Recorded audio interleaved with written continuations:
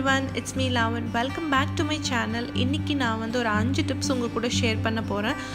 இந்த 5 டிப்ஸ்மே வந்து பாத்தீங்கன்னா உங்களோட மெஹந்தி ஆர்ட் ரொம்ப சிம்பிளாவும் ஈஸியாவும் மாத்துறதுக்கு ரொம்ப ஹெல்ப்ஃபுல்லா இருக்க போகுது. ஃபர்ஸ்ட் டிப் என்னன்னு பார்க்கலாம். இந்த மாதிரி ஹெட் பின் வச்சு முன்னாடியே வந்து ஹோல்ஸ் ரெடி பண்ணுறது. இது வந்து பார்த்திங்கன்னா கோன் ப்ரிப்பேர் பண்ணும் போதே இந்த ஹெட் பின் வச்சு நீங்கள் கோன் ப்ரிப்பேர் பண்ணணும்.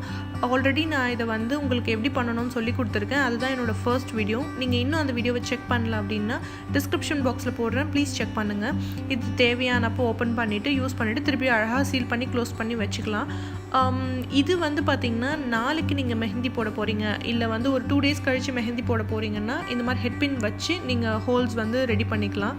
அப்படி இல்லை 1 week கழித்து நீங்கள் இந்த ஹென்னா கோன்ஸ் யூஸ் பண்ண போகிறீங்க அப்படின்னா இந்த மாதிரி நீங்கள் கண்டிப்பாக வந்து ஃபுல்லாக சீல் பண்ணி, அதாவது பாருங்கள் கார்னர்லாம் வந்து ஃபுல்லாக சீல்டாக இருக்குது, இந்த மாதிரி நீங்கள் கோன் ப்ரிப்பேர் பண்ணி வச்சுக்கணும். ஏன் அப்படின்னு பார்த்தீங்கன்னா அந்த ஓரெல்லாம் காஞ்சிரும். நீங்கள் வந்து ஹெட் பின் வைக்கும் போது வந்து பார்த்திங்கன்னா ஒரு 2 to 3 days தான் ஃப்ரெஷ்ஷாக இருக்கும். இந்த மாதிரி ஃபுல்லாக சீல் பண்ணும்போது உங்களுக்கு வந்து பார்த்திங்கன்னா ஃபுல் கோனுமே வந்து 1 week இல்லை 1.5 week வரைக்குமே கூட நல்லாவே வந்து ஃப்ரெஷ்ஷாக இருக்கும். இப்போ என்னோடய செகண்ட் டிப் என்ன அப்படின்னு பார்த்தீங்கன்னா, இந்த மாதிரி நீங்கள் கோனை வந்து ஃபுல்லாக ஹோல்ஸே இல்லாமல் ப்ரிப்பேர் பண்ணும்போது நீங்கள் சிசர் வச்சு தான் கட் பண்ணி ஆகணும். அந்த மாதிரி நீங்கள் சிசர் வச்சு கட் பண்ணும்போது க்ராஸாக கட் பண்ணக்கூடாது. இப்போ பாருங்கள், இந்த மாதிரி க்ராஸாவோ இல்லை இந்த சைட் திருப்பி க்ராஸாவோ நீங்கள் கட் பண்ணக்கூடாது. நல்லா ஸ்ட்ரெயிட்டாக வச்சு கட் பண்ணணும். ஃபார் எக்ஸாம்பிள் க்ராஸாக கட் பண்ணால் என்ன நடக்கும்னு சொல்லி நான் க்ராஸாகவே கட் பண்ணி காமிக்கிறேன். இப்போ க்ராஸாக கட் பண்ணியாச்சு. அந்த ஹென்னா வெளியே வரும்போது பாருங்கள் எப்படி ஸ்பின் ஆகுது அப்படின்னு சொல்லிட்டு ரொம்ப ஸ்ட்ரகிள் பண்ணுது வெளியே வர்றதுக்கு. இப்போ இந்த மாதிரி க்ராஸாக கட் பண்ண டிப் வச்சு நான் ஒரு லைன் போடுறேன். ரொம்ப நல்லாவே இல்லை, நீட்டாகவே இல்லை பாருங்கள். இப்போ இதே இந்த கோனை வந்து நான் ஸ்ட்ரெயிட்டாக கட் பண்ணி அதோட ஃப்ளோ எப்படி இருக்குன்னு காமிக்கிறேன். நான் ஒன்றுமே பண்ணல, ஒரே ஒரு இடத்துல வச்சுட்டு ப்ரெஷர் மட்டும்தான் பண்ணுறேன். அதுவே தான் அந்த லேயராக வந்து சுற்றுது. ஸோ இதுதான் வந்து பர்ஃபெக்டான கன்சிஸ்டன்சி ப்ளஸ் ஃப்ளோ. இப்போது இந்த கோன் வச்சு நான் ஒரு லைன் போட்டு காமிக்கிறேன். இப்போ பாருங்கள் இந்த லைன் வந்து எவ்வளோ ஸ்மூத்தாக ஸ்ட்ரெயிட்டாக வருதுன்னு சொல்லி நீங்களே அந்த டிஃப்ரென்ஸ் பார்க்கலாம். இப்போ தேர்ட் டிப் என்ன அப்படின்னா, இந்த கோன் பாருங்கள் ஃபுல்லாக இருக்குது. இந்த கோன் வந்து பார்த்திங்கன்னா கொஞ்சம் காலி இருக்குது. இந்த கோன் வந்து ஆஃப்க்கு மேலே காலியாக இருக்குது. இப்போ ஃபர்ஸ்ட் ஃபுல்லாக இருக்கிற கோனில் நான் வந்து மெஹந்தி போடும்போது நான் அந்தளவுக்கு ப்ரெஷர் பண்ண வேண்டிய அவசியம் இல்லை.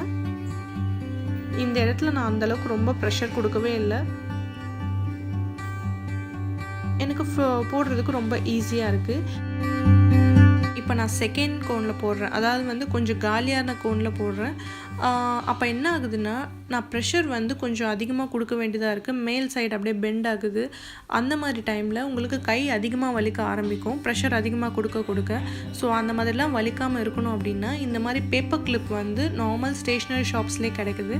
அதை வாங்கி காலியாக எவ்வளோ தூரம் இருக்கோ அவ்வளோ தூரம், இப்போ பாருங்கள் எனக்கு அந்தளவுக்கு தான் காலியாக இருந்தது, அதனால் அந்த இடத்துல வந்து கிளிப் போட்டுட்டேன். நீங்கள் கிளிப் போட்ட உடனே ஆட்டோமேட்டிக்காக வந்து பாருங்கள் அந்த ப்ரெஷர்னால் உங்களுக்கு ஹென்னா வந்து அதுவே தானாக வெளியே வருது. இப்போ நீங்கள் வந்து ஆப்வியஸாக ப்ரெஷர் பண்ண வேண்டிய அவசியமே இல்லை. உங்களுக்கு ரொம்ப ஈஸியாகவும் இருக்கும், கையும் வலிக்காது. இப்போ பாருங்கள் நான் பாதிக்கு மேலே காலியாக இருக்கிற கோனில் எப்படி பண்ணுறேன்னு சொல்லி.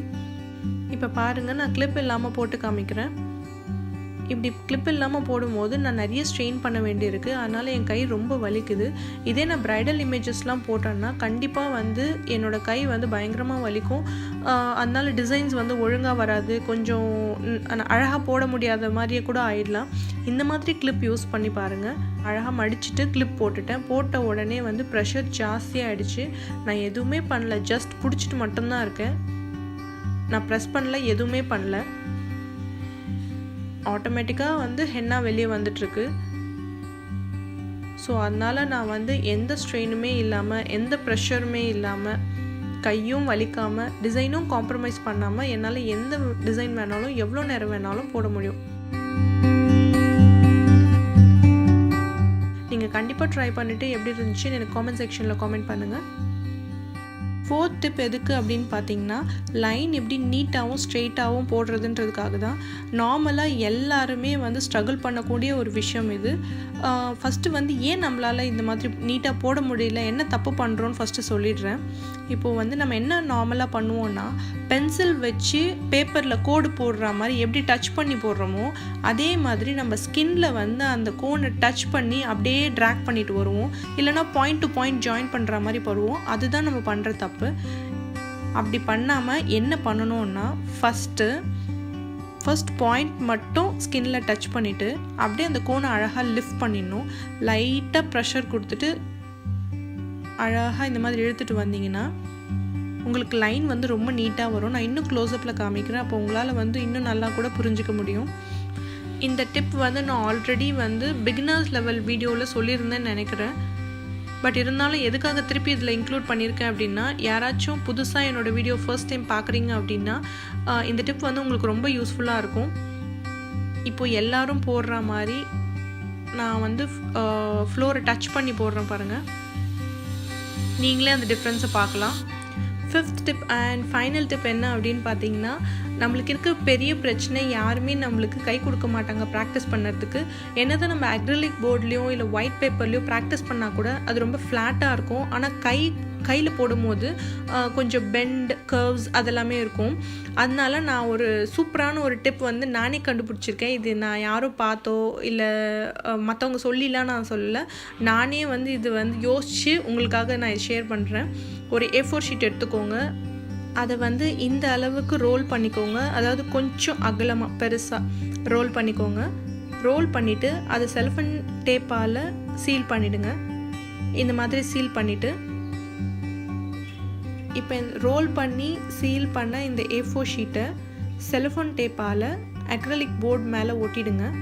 ஸோ இது வந்து ஆடாது அசையாது. இனிமேல் வந்து நம்ம போடுறதுக்கு ரொம்ப ஈஸியாக இருக்கும். இதை கையாக இமேஜின் பண்ணிவிட்டு நல்லா ப்ராக்டிஸ் பண்ணிக்கோங்க. ஸோ இனிமேல் யாருமே கை உங்களுக்கு ப்ராக்டிஸ் பண்ணதுக்கு தரலன்னு சொல்லிட்டு நீங்கள் கவலையே பட வேணாம். இன்றைக்கி நான் சொன்ன 5 டிப்ஸுமே உங்களுக்கு ரொம்ப யூஸ்ஃபுல்லாக இருந்திருக்கும்னு நினைக்கிறேன். நீங்கள் என்ன ஃபீல் பண்ணுறீங்கன்றதை காமெண்ட் செக்ஷனில் காமெண்ட் பண்ணுங்கள். நான் ரொம்ப ஈகராக வெயிட் பண்ணிகிட்ருப்பேன். நான் கண்டிப்பாக உங்கள் எல்லா காமெண்ட்ஸ்க்கும் ரிப்ளையும் பண்ணுவேன். இந்த வீடியோ உங்களுக்கு புரிஞ்சிருந்துச்சுன்னா லைக் பண்ணுங்கள், ஷேர் பண்ணுங்கள், மறக்காமல் சப்ஸ்கிரைப் பண்ணுங்கள். என்னை இன்ஸ்டாகிராம்லேயும் ஃபாலோ பண்ணுங்கள். தேங்க்யூ ஸோ மச் ஃபார் வாட்சிங் this video guys. Video in my next video. Tata.